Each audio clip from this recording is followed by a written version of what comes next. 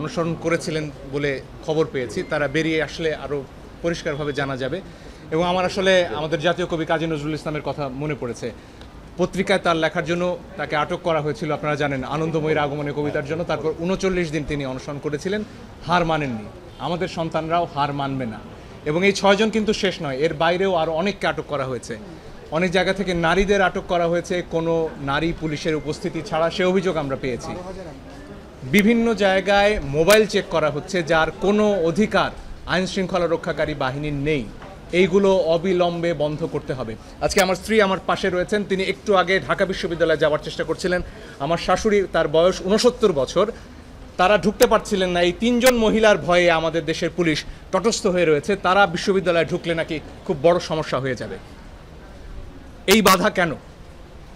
আমার স্ত্রী, আমার সন্তান, তারা কেন শান্তিতে নির্বিঘ্নে আমার রাস্তায় চলাচল করতে পারবে না? এটাই আমাদের প্রশ্ন। আমাদের খুব পরিষ্কার কথা, এই ধরনের হয়রানির কোনো অধিকার আমাদের সংবিধান দেয়নি।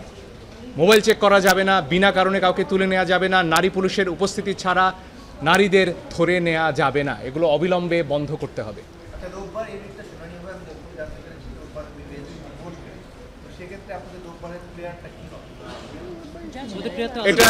এটা যদি বেঞ্চ হয় তখন আমরা জানতে পারবো, এর আগে তো বলা যাবে না। প্রেয়ার একটা অংশের কথা তো এর আগে আমরা বললাম, যেখানে গুলির ব্যাপারটি রয়েছে। এর পাশাপাশি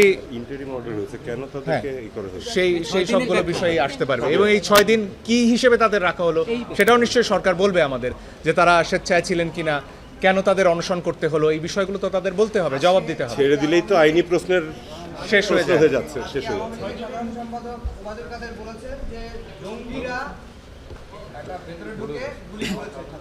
ও আচ্ছা, মানে কি জঙ্গিরা ওদেরকে আটকে রেখেছিল সেফ কাস্টডিতে? দেখুন, আন্দোলনে যদি জঙ্গিরা গুলি করেও থাকে তাহলে সেটার পাল্টা জবাবে ছাত্রদের গুলি করবে কেন? আর স্টুডেন্টদেরকে যে আপনি, তারা প্রত্যেকে বারবার করে বলছে, আমরা যতগুলো ভিডিও দেখেছি, যে আমরা নিরস্ত্র, আমাদের হাতে একটা ইটের টুকরা পর্যন্ত নেই। তাহলে আপনি লাইভ বুলেট যে মারছেন, আমরা যে আমাদের রিটের যে প্রেয়ারের প্রথম পোর্শন, সেই জায়গাটা তো সেটেল হওয়া খুব জরুরি। আপনি কোন আইনের বলে, কোন অধিকারে আসলে এদেরকে গুলি করছেন?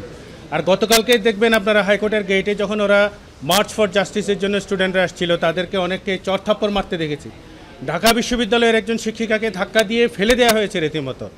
আপনি 2013 সনে যে এই হেফাজতে নির্যাতন বন্ধের জন্য যে আইন হয়েছে, সেই আইন হওয়ার পরে শিক্ষক, শিক্ষার্থী, আমাদের আইনজীবী, তাদেরকে আপনি চড়থাপ্পড় মারবেন, ধাক্কা দেবেন, নির্যাতন করতে পারবেন, এই অধিকার আপনাকে কে দিল?